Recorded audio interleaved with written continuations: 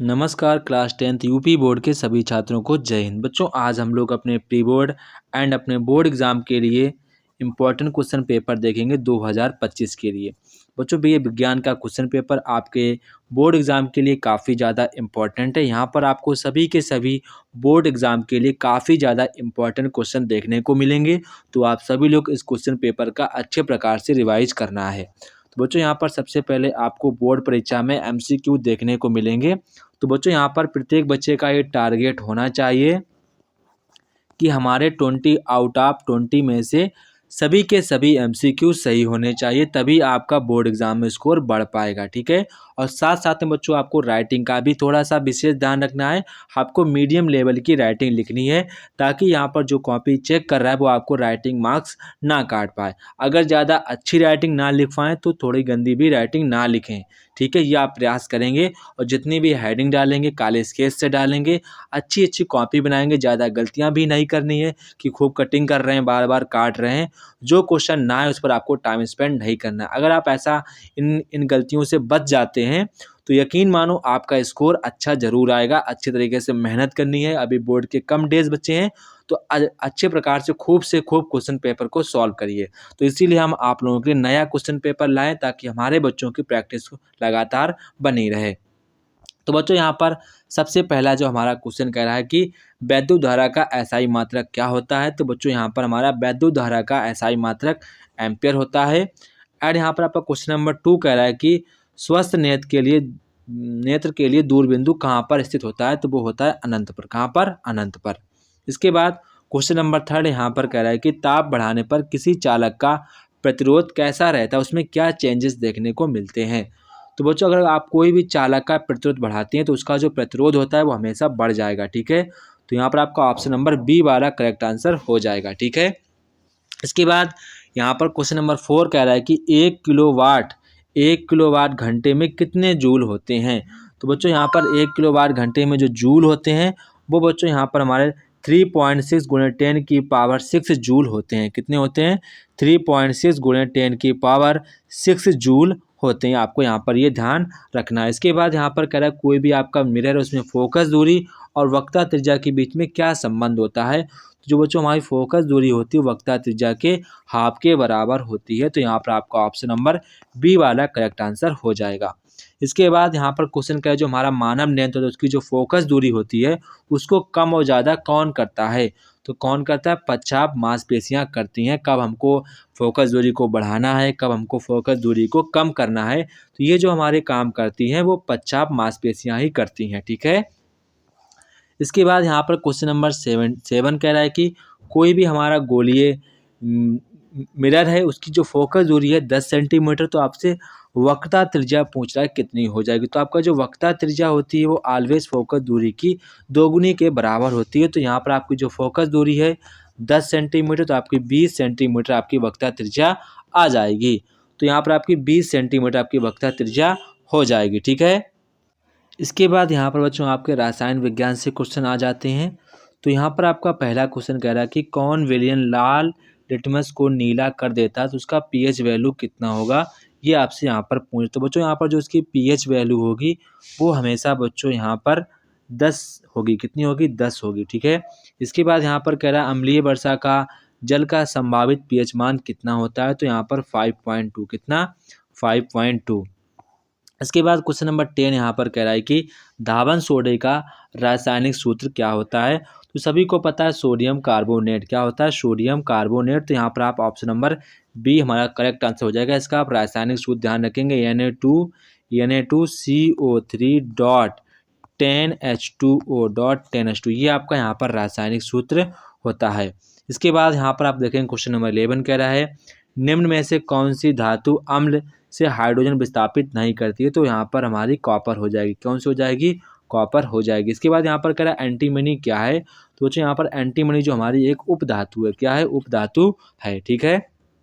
इसके बाद यहाँ पर क्वेश्चन नंबर 13 कह रहा है कि जो आपको अभिक्रिया दी गई किस प्रकार की अभिक्रिया आपको बताना है। तो ये बच्चों जो हमारी अभिक्रिया है एक विस्थापन अभिक्रिया है। ठीक है। तो ऑप्शन नंबर डी वाला यहाँ पर हमारा करेक्ट आंसर हो जाएगा। इसके बाद यहाँ पर आपसे जीव विज्ञान के प्रश्न दिए गए हैं।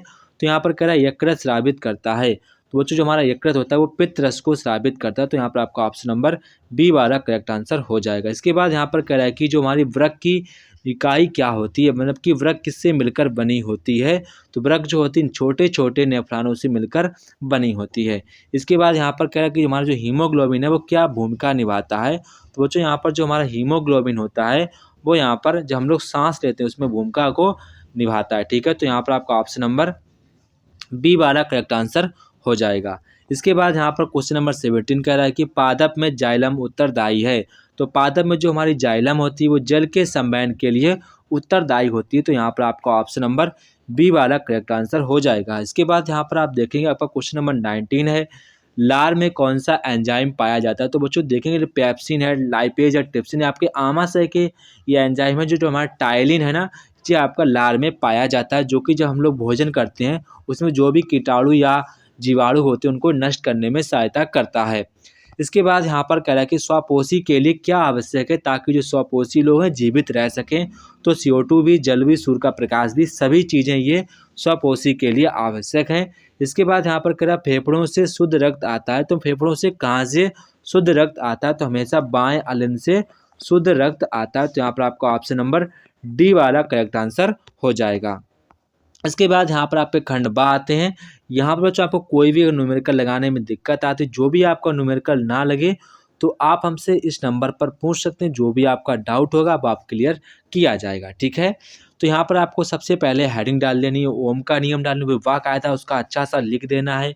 इसके बाद यहाँ पर कह रहा है परिपथ भी बनाकर आपको समझाना है, तो वाकायदा बना देना है परिपथ, जहाँ पर आपको ओम ऐसे वाला साइन होता है वो लगाना, की बना देनी है, बल्ब लगा देना है। ऐसे आप अगर बनाएंगे चित्र को तो कोई भी आपको नंबर नहीं काट पाएगा। ठीक है, एक अच्छे स्टूडेंट की तरह आपको लिखना है, अच्छे प्रकार से तैयारी करके जानिए। ऐसा नहीं है कि आप कुछ ना पढ़ें, कुछ आप प्रीवियस क्वेश्चन पेपर हैं उनको सॉल्व करके जाएंगे तो आप 90% पेपर को 100% सॉल्व करके आएंगे। ठीक है, तो अब बातों को ध्यान रखना है। इसके बाद यहाँ पर आपसे कह रहा है कि लेंस के लिए आवर्धन क्षमता को समझाइए कि लेंस की आवर्धन क्षमता क्या होती है, इसका जो सूत्र होता है वो आपको यहाँ पर लिखना है।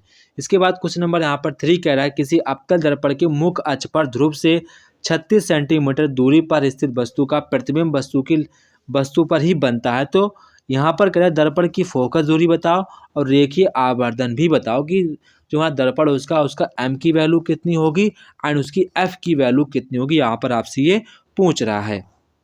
इसके बाद यहाँ पर आपसे दीर्घवृत्तीय प्रश्न जो आपके 6 नंबर का क्वेश्चन, आपको किसी एक क्वेश्चन को करना है, तो यहाँ पर कह रहा है मानव नेत्र के मुख्य भागों का आपको चित्र बनाकर समझाना है, तो यह क्वेश्चन आपके एग्जाम के पॉइंट ऑफ व्यू से काफ़ी ज़्यादा इंपॉर्टेंट है। इसको आप अच्छे प्रकार से तैयार कर लें ताकि यहाँ पर आपको एग्जाम में जब भी ये क्वेश्चन आए आप बिना सोचे इसको लिख दें। ठीक है, इसके बाद अथवा में यहाँ पर कह रहा है कि परिवर्ती धारा जनित्र कार्यकारी सिद्धांत क्या है, इसकी रचना व कार्य की विधि को समझाना है, तो ये भी क्वेश्चन आपके एग्जाम के पॉइंट ऑफ व्यू से काफ़ी ज़्यादा इंपॉर्टेंट है। इसको भी आप अभी के अभी इसको अच्छे प्रकार से तैयार कर लेना है ताकि आप बोर्ड में जब भी क्वेश्चन आए तो आप बगैर सोचे हेडिंग बनाकर आपको अच्छे से लिख पाएँ। ठीक है, जब भी आप लॉन्ग आंसर लिखें तो बिना हेडिंग डाले ना लिखें, अच्छे प्रकार से हेडिंग डाल ली है, काले स्केल से अंडरलाइनिंग करते हुए वाकायदा एक अच्छे विद्यार्थी तरह आपको लिखते हुए जाना है। ठीक है, इसके बाद यहाँ पर बच्चों आप देखेंगे आपको फंड का आता है, यहाँ पर आपके रासायनिक विज्ञान से क्वेश्चन पूछे जाते हैं, तो यहाँ पर आपका लघुत्तरीय प्रश्न है, तो यहाँ पर कह रहे हैं कारण सहित स्पष्ट कीजिए कि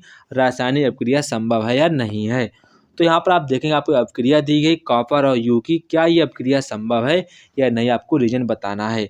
इसके बाद यहाँ पर कह रहा है कि योगात्मक और प्रतिस्थापन अभिक्रिया के बारे में आपको लिखना, उसका एक एग्जाम्पल भी देना है।